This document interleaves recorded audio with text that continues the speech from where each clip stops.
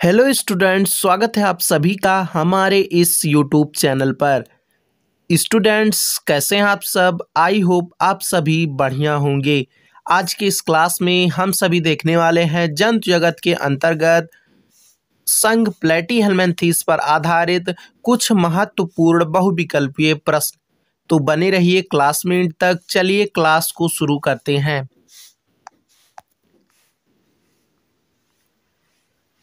पहला प्रश्न है स्क्रीन पर। प्लेटीहेल्मिन्थेस संघ के जंतु मुख्यतः होते हैं। चार विकल्प है इसके लिए स्क्रीन पर। पहला है जलीय, दूसरा है परजीवी, तीसरा है स्वतंत्र जीवी और चौथा है उपरोक्त सभी।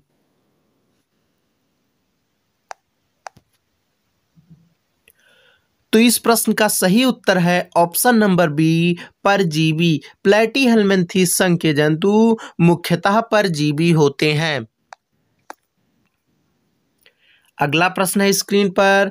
प्लेटीहेल्मिन्थेस संघ के जंतु होते हैं। चार विकल्प है इसके लिए स्क्रीन पर। पहला है खंडविहीन, दूसरा है चपटे, तीसरा है गोल और चौथा है विकल्प ए तथा बी दोनों।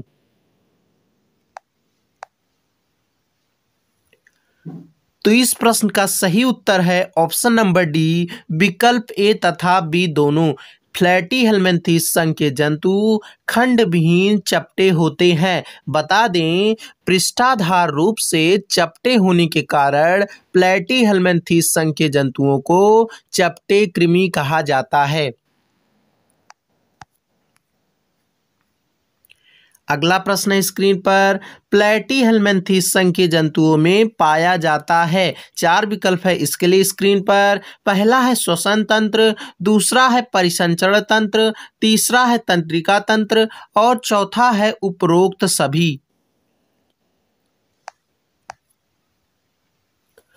तो इस प्रश्न का सही उत्तर है ऑप्शन नंबर सी, तंत्रिका तंत्र। प्लेटीहेल्मिन्थेस संघ के जंतुओं में तंत्रिका तंत्र पाया जाता है, जबकि श्वसन तंत्र और परिसंचरण तंत्र का इस संघ के जंतुओं में अभाव होता है। अगला प्रश्न है स्क्रीन पर। शिखा कोशिकाएं या फिर यहाँ पे ज्वाला कोशिकाएं लिखकर प्रश्न पूछ सकता है, किसमें उत्सर्जन अंगों का काम करती हैं। चार विकल्प है इसके लिए स्क्रीन पर। पहला है जोक में, दूसरा है एस्कैरिस में, तीसरा है प्लेटीहेल्मिन्थेस में और चौथा है एनीलिडा में। तो इस प्रश्न का सही उत्तर है ऑप्शन नंबर सी, प्लेटीहेल्मिन्थेस में। ज्वाला कोशिकाएं या फिर शिखा कोशिकाएं प्लेटीहेल्मिन्थेस में उत्सर्जन अंगों का काम करती हैं। अगला प्रश्न है स्क्रीन पर। टेपवर्म किसका सामान्य नाम है? टेपवर्म यानी प्लेटीहेल्मिन्थेस संघ के अंतर्गत आने वाला ये जंतु है, इसका सामान्य नाम है। इसमें किसका सामान्य नाम है? तो चार विकल्प है। पहला है एक स्पंज का, दूसरा है टीनिया सोलियम का, तीसरा है सिस्टोसोमा का और चौथा है इनमें से कोई नहीं। तो इस प्रश्न का सही उत्तर है option number B, taenia solium. यानी प्लेटीहेल्मिन्थेस संघ के अंतर्गत आने वाला जंतु जो टेपवर्म है, ये टीनिया सोलियम का सामान्य नाम है। यहाँ पे यह एक प्रश्न और पूछ सकता है कि टेपवर्म का वैज्ञानिक नाम है। टेपवर्म का वैज्ञानिक नाम है तो वहाँ पे भी आपका उत्तर होगा टीनिया सोलियम। अगला प्रश्न है स्क्रीन पर। प्लेटीहेल्मिन्थेस संघ के अधिकांश जंतुओं में पाया जाता है। चार विकल्प है स्क्रीन पर। पहला है आंतरिक निषेचन, दूसरा है परनिषेचन, तीसरा है स्वनिषेचन और चौथा है बाह्य निषेचन।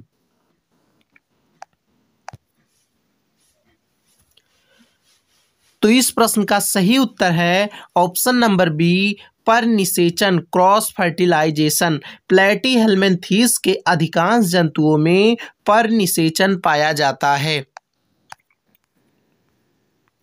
अगला प्रश्न स्क्रीन पर, स्वनिषेचन पाया जाता है। स्वनिषेचन पाया जाता है, चार विकल्प है इसके लिए स्क्रीन पर। पहला है ब्लड फ्लूक में, दूसरा है लिवर फ्लूक में, तीसरा है फाइसेलिया में और चौथा है टेप वर्म में।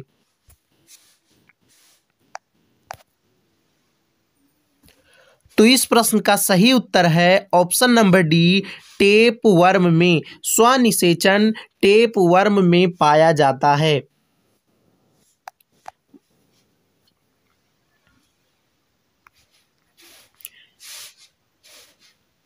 अगला प्रश्न स्क्रीन पर, निम्न में कौन प्लेटीहेल्मिन्थेस संघ का लक्षण है। चार विकल्प है इसके लिए स्क्रीन पर। पहला है इस संघ के जंतु मुख्यतः परजीवी होते हैं, दूसरा है इस संघ के जंतु अदेहगुही होते हैं, तीसरा है विकल्प ए तथा बी दोनों और चौथा है इस संघ के जंतु द्विकोरकी होते हैं। तो इस प्रश्न का सही उत्तर है ऑप्शन नंबर सी, विकल्प ए तथा बी दोनों, यानी इस संघ के जंतु मुख्यतः परजीवी होते हैं तथा अदेहगुही होते हैं। ये प्लेटीहेल्मिन्थेस संघ का लक्षण है। अगला प्रश्न है, प्लेटीहेल्मिन्थेस संघ के जंतु शरीर संगठन दर्शाते हैं।